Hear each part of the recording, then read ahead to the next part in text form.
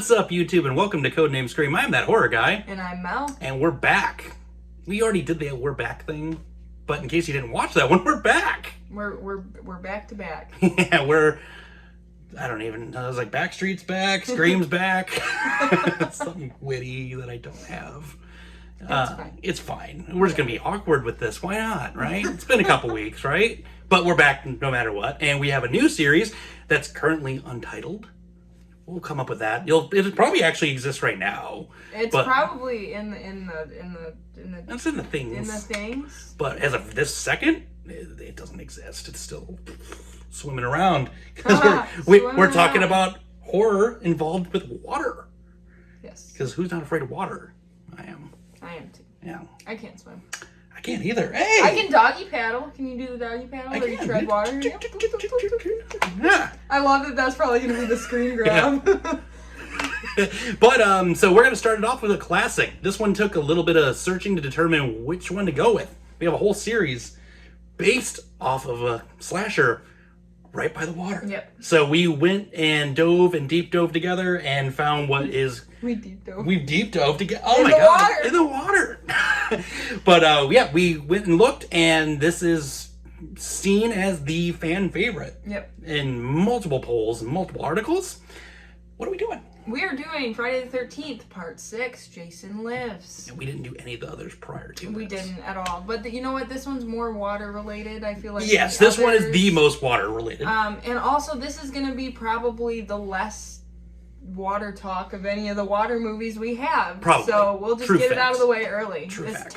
It's pushing it to call it the water series. We could probably even put this as with that being said. With that being wet. With that being oh boy. Huh. Well, what do you got? What do you got for me? It was released August 1st. Let me try that again. It was released August 1st, 1986, written and directed by Tom McLaughlin, produced by Don Burns, and music by Harry Manfredini. Classic. He did, most of the Friday the 13th series. Budget and box office, what you got? So, as always, these budgets and these box offices just don't make any sense. Not at all. And this is, another one. Mm-hmm. We have a $3 million budget, so very small, especially for the late 80s. Yep. Very small. Yep. Box office poll, 19.4 million. Surprising. Yep. I did not expect that. Nope. Especially this late in the series. It's like by 6, most people, by 4, most people have checked out. Well, and especially with this series particularly, 4 being labeled the final chapter. Yep. And then we get the travesty that followed that. And then we get this. So it's surprising it pulled that much. Yep. What's even more surprising is if you adjust it for 2021 inflation, we're looking at about 48.5 million. That's a lot. So it's still pretty sizable amount of money coming in. I can't imagine people like this one much, though. We were this late in the game. Half and half. Critic, 46%, audience 52%. So about half everyone liked it, half of everyone didn't. Again, impressive. We're this late into a series. Yeah, this is at the point where we're getting in like the teen percentages of likability. We're getting the new generation just shy of it. Yep. Yep. But so yeah, we don't spoiler even the old ones anymore. It's a new thing. We just give the brief rundown. Because apparently everyone thought you were too long-winded, so. Yeah, that was a thing. Even I was sitting over here like, shut up. Yeah, that was a thing, and I agree. It saves me about 5 more minutes of edit time and makes my job way easier. And especially when you got this movie. Mm-hmm. I mean, it's Jason coming back after the travesty that was part 5. That one, arguably, I don't think it's even arguably is the worst one. I've never seen it, so. Oh, we'll be changing that soon. Oh, boy. Yeah, we will be revisiting Crystal Lake many a time. But in this one, it's not Crystal Lake. Yeah, it was rebranded. It's green, Forest Green. Forest Green. Camp Forest Green. Yeah, just try and, rid the memories of what's happened out in this area. Camp Blood. Yeah, Camp Blood. You're all doomed. But, so this one starts off, we get Tommy again. Tommy was made to be the antagonist of 5. And that's why it sucked. And then they decided, no, we're going to bring Jason back. So they decide to go to Jason's gravesite. And he's got these 2 giant metal poles. Boom. Stabs him into him a few times because he's an angry boy. And then we get the freeze pops. Yes. the famous the late 80s Halloween freeze 3 pop. Season of the Witch freeze pop. You just come Anything down. electrical looks like you could just take it out of the freezer and eat it. Yeah, I might enjoy one here later. But, yep, so resurrects Jason. Jason kills his friend. Tommy gets put in jail. And then we get a body count. Because it's a Friday the 13th movie. It's just a bunch of kills here and there. We get to the end. It's kind of all you really can explain these movies about. It's just the same shit. Yeah. Every time. Yep. It's just, let's go to camp. Let's screw. Oh, I'm dead. I mean, you're not wrong. That's pretty accurate. Yeah, like, oh, we might do some dope along the way too, but we always got the nerdy guy. Yep. You know? Yep. But yeah, that's kind of about all I can really do on the explanation side, aside from the fact that he ends up in the water again. Yeah. Yeah. Because we're at the... Because we're in the water series. So and we're in the water series. That there's water in there this is movie, water, we you know. promise. But, so that's pretty much it. Yeah. I don't have anything else. Yep. But we do have some fun facts. We do. Filming took about 40 days, which, I mean, looking at this movie, I rewatched it today. It seems like it would have taken a lot longer than that, because there's actually a lot of, like, details, like car chase things. Yeah. And, like, things like that seems like filming would take forever. But 40 days seems like a reasonable amount of time. Impressive. But around this time, though, with these movies, they were attempting to get one out a year. Yeah, They were cranking them out. Yeah, they're just popping them. Boom, boom, boom. It's the shortest Friday the 13th movie. It is. It's only 86 minutes. Mm-hmm. It's a quick watch. Feels shorter than 86 minutes. Well, actually. very much, Just feels yeah. like a short little A guy. short film. I wouldn't push it that far. The opening cemetery scenes weren't shot in a cemetery. They were shot on a soundstage. I can see that. Which you can kind of tell you can tell. because the lighting and the fake soil, the very yeah. apparent fake soil. Yeah. It didn't really take anything away from me that, you know, I wouldn't have cared if it was in a real cemetery. I expect hokey when I Whatever. watch a Friday the 13th movie, so... Did you know that there were 2 different Jasons in this movie? I did, yes. Crew member Dan Bradley played Jason on the first day of shooting. That's why his figure and his eye color changes throughout the movie. And that was like the worst first day of shooting they possibly could have done, because you get that close-up of Jason's eye. You see his bright green eye, and then they used a different guy with different color eyes. So... Yeah, that was a whoops. But Paramount, they saw the first day's shoot and said Jason needed to be recast. They couldn't use Dan Bradley anymore because he looked too bulky to play Jason. Yeah. So then C.J. Graham was given the role after that, who was a lot less stocky. Which is so funny to me, because then you get into 7 when Kane Hodder takes it. Yeah, exactly. And he's huge. Yeah. So where the hell's the logic here? I mean, if you look at the previous, like, especially like the first movie you see Jason in, he's not huge. No. He's not, he looked like this big towering dude in the opening sequence. So I guess I could see that. Because like that, I feel like that's part of the appeal of Jason, is he kind of looks like an everyday dude. He's not like Michael, you know, in the later Halloween movies, where he just keeps getting bigger and bigger, and then by Rob Zombie, he's on like, roids. Yeah. And that's what I feel like the appeal of this is, that makes it so terrifying, is that he could be just your average dude walking down the street. So I kind of agree with that decision. And see, I'm on the other side of that, where I think it's way more terrifying that he's this giant brute, because then it fits the whole unkillable thing. Yeah. It fits them, you know, if he's an average everyday guy, you can kill him. Well, no, I know, but I'm saying that's what makes it scary, is he is unkillable, and you would think someone that wouldn't be able to be killed would be this big massive thing, but the fact that he's like a tiny dude, for me it was like, we can snap that guy. Done. but they didn't. I digress. Kevin Williamson told Tom McLaughlin that specifically this film was a huge inspiration in writing Scream, which is apparent when you watch Scream. It's all over it. McLaughlin was actually asked to direct Scream, but eventually it was given to Wes Craven. Smart choice. Yeah. I don't want to see the Tom version of this. No. Scream. Again, here we are. We can shoot a better movie. We can do it better. Maybe not better than Wes Craven. Not better than Wes. Better but than we Tom. could done Friday the 13th 6. Yeah.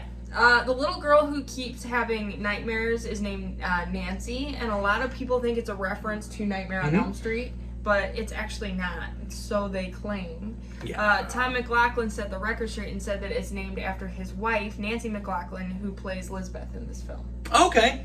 So I don't buy it. I still think it's just too uncanny. It's a girl having dreams named Nancy. Yeah. Nice try by marrying someone named Nancy, but calling your bluff here. The film did the worst box office wise in the series thus far, even though it did way better than we expected. Yeah. It's the only one not to open number one and the first one not to gross over $20 million in the box office. So I feel like these movies did follow the trajectory of getting less and less traction, but it was still better than most. Yeah. So I mean, they're doing okay. They're quadrupling their budget. They're fine.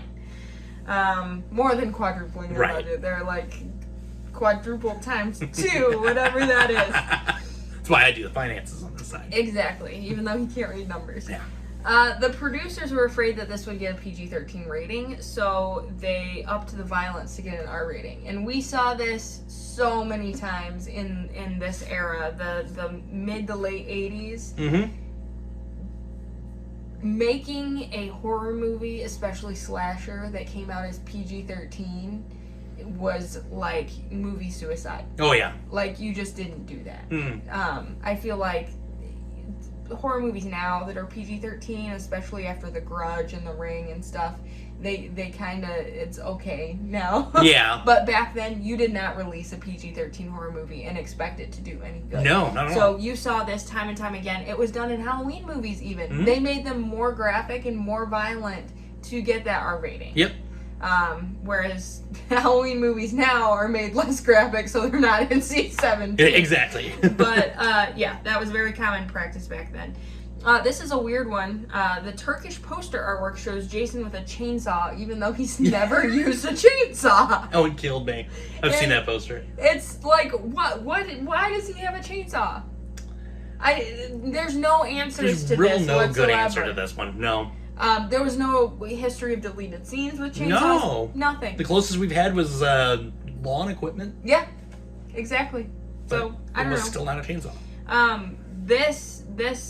We're done with fun facts. These are these movie missteps that I've been doing, that I've been finding as I've been watching these movies. So when Megan takes off in her car and they're reporting the car, she was driving backwards when they called a report, and they had a license plate number, even though she had no license plate on the front of their car, which is what you see the entire thing. Right. So how they got that license plate number, who knows? They didn't. It was a plot hole. Yep. Big one. Another one, they alluded to the fact that Jason was cremated in this movie, but however, in the fourth movie, it shows him being buried in the ground. Yep. That doesn't make any sense. Yeah, no. Again, wow. You're a whole person. You're not cremated. Mm-mm. You're right there. Mm-hmm. You're maggoty and full of person. Yep. Oh, I caught that one. I thought it was hilarious. So that makes no sense. So there's two things that make totally no sense. Nope. And if you found anything else in this movie that didn't make sense, because I'm sure there is, let us know, because I love these. Yeah. And it's just watching these plot holes. What was that one we recently did where there was like, it was just all plot holes? I had like 2 fun facts and like 100 plot holes. Oh, God. Killer Clowns. Yeah, Killer Clowns. Yeah. So we love those around here. So if you have more of those, let us know. Yes. What did you think of this movie? All right. So, love my Friday the 13th movies. You know, was my first official slasher love. Way before Freddy. And obviously Michael was and will always be my number one. Yes. But this was the first, slasher that I was real into when I first got into horror. Will say this is one of my least favorite in the entire series. It came out of 5, which I've been complaining about nonstop every chance I get, because 5 was a train wreck. And for me, 4 was where the last really good one was at the time. Okay. And then 9 came out, and that is by far the best, in my opinion. But we're getting past that. This one just, it just does not feel like the other Friday the 13th movies. It was focusing way too much on trying to break Tommy out of jail. Sorry. Spoiler. They've seen yeah, they've hopefully seen it at this point. And just like the least like ingenious kills out of the entire series. Just very stock kills for Jason. And you go into these Friday the 13th movies expecting just over the top, grotesque, and just genius in a way. And these ones were just very phoned in for me. And a lot of it has to do with the fact that, you know, Kane Hodder took that role in Seven and made it what it is. Sure. So, like, I always look at that and kind of put it as a precedent. And, you know, it's a terrible way of looking at it. But, yeah, just as a whole, it was just, I find myself disinterested with these two, 5 and 6 particularly. I always have. If I go to rewatch them, I usually jet past these and go right to 7. Interesting. Yeah, just, I felt like it was very unnecessary. And I know that this was them trying to redeem the fact that they made a bad movie. And they were trying to give the crowd what they wanted with Jason. Just unfortunately, I think it could have been executed way better. Yeah. Could have been a more appealing storyline. Again, with the cremation versus burial, I caught that and was like, you know, you're kind of making these massive plot holes for no reason. Also, the fact, how did he not kill Tommy right in the beginning? Kills his friend, but not him. Exactly. No, if he's really this unstoppable force, he would have killed him right there. So, yeah. And it's, was just, I found myself very disinterested with it. And even when I went back and rewatched it recently, I was just like, nope, can't do it. So. Well, I'm about to blow your mind right now because the only Friday the 13th movies I've ever seen, and they don't even really count, is Freddy vs. Jason and Jason Goes to Hell. Which is the best sequel. Those are the only ones I've ever seen. I've never seen like the original whatever. So this is kind of almost in a way my introduction to Jason. Fair enough. First time ever watching any of these earlier movies ever was today. Watching this one. Well, welcome. I loved it. Wow. Okay. There's nothing really scary about it to me at all. But I did like that storyline of like it's almost taking it out of the horror context. I love the storyline between Tommy and Megan. Like, and her just like being completely reckless by breaking a stranger out of jail who her dad's just like, he's dangerous, and she's like, okay, let's go. Let's go, buddy. I loved that storyline of that whole thing. And that whole exchange. This movie seemed so quick to me. It seemed like I sat down and watched this in like 15 minutes today because I was so invested in this stupid movie. That the Jason, I didn't even care about Jason. Like, he was like irrelevant in this movie. I know, but he was like in this movie wasn't very relevant. It's like he's like a problem that they had to get rid of, you know, basically. And they didn't make him the main focus of the movie, really. And it was the relationship between Megan and Tommy that was the main focus of this movie. But I liked it. I liked that whole thing. I liked her 77 Camaro that I wanted really, really bad. It was a pretty badass. I was also offended that she called his truck a heap because his heap was pretty cool. Yeah. But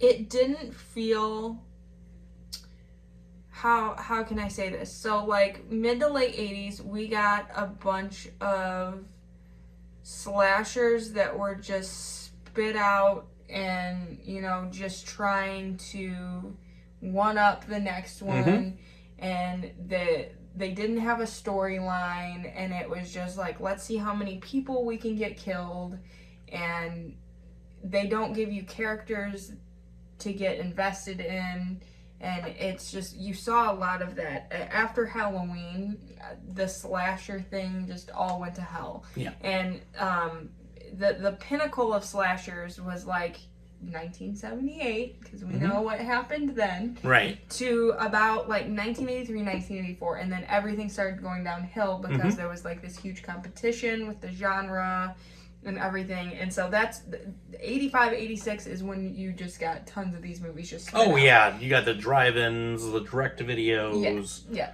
And I feel like this one, out of like all of those, felt the most like a genuine movie where they tried with a storyline. Because there was, and it seems like I'm saying, good job, you did a storyline, But, like, seriously, you watch some of these movies and they're completely incoherent. This one, it's coherent from beginning to end. There's a purpose at the beginning of the movie. They follow through with it, and they end with that purpose being executed. Okay. Which is more than you can say for most movies that came out during this time. Yeah. So, basing it, because you're basing it on other Friday the 13th movies, I have nothing to go on. Right. You know, other than Freddy vs. Jason and stuff, and that doesn't count. No. But based upon comparing it to other slasher movies of the time, it far exceeds those. Based on storyline, based on acting. The acting in this movie is decent. 86, you don't get, like, decent acting. You get, like, help. I'm being chased by a killer. Here's my boobs. That's right. What you get. And this, it felt authentic. And it was cheesy. But I feel like maybe at the time it wasn't cheesy. I don't know. I wasn't alive. Right. Neither was I. So we can't really speak to that. But based on all of those things, based on the timeline, based on the follow through, I loved it. All right. Good movie. Fair enough. We're gonna be changing that here pretty soon. Let me tell you. Are we? You're gonna make me go? We're going back. Yeah, okay. we're going back. That's Like okay. We got a couple series we're gonna run here throughout the end of the year, and we're going into January with a clean slate. And I think I know what we're doing in January. So. Yeah, we kind of need to do it. Okay, we need to because Jason. there's so much better just in the first 4 alone than this one will ever deliver. Yeah, I heard Jason goes to space at one point. Yeah, that's later. That's even later. He goes to New York at one point. Yeah, he gets around. He leaves Crystal Lake at points. Interesting. Yeah, it gets pretty hokey, but it's I can't awesome. wait. Yeah, so we're gonna go back and check these out. But in the meantime, for those of you who have seen Part 6, what did you think about it? No spoilers if you can. I say that, but, you know, it's probably inevitable it'll happen, because you've probably seen it at this point. We really mainly care if you spoil the new movies. The old movies, if you spoil them... I just have to throw that in there, because there are times where people may not have seen a video, so I'm going to have to kind of just follow that every single time. But save those spoilers for Facebook, Twitter, Instagram, or email. And we'll talk a little bit more about these and see what you think. What was your favorite Friday the 13th?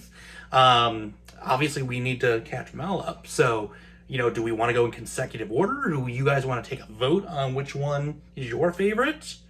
And then we can start there and then backlog. I'm overriding that and saying we have to watch them in order because I'm going to be so confused if we don't. There's no continuity. Well, I was confused at this. I was like, who's this dude and why is he digging up Jason? And then I had to Google it. That continuity only comes in those. Okay. So those That's 3, fine. that's it. We'll figure it out, right? We'll probably end up just watching it in order because it's a smart thing to do. But either way, we are just starting off this new series and it'll have a name. It probably does right now. But hopefully you guys are enjoying. And with that being said, scary later, YouTube.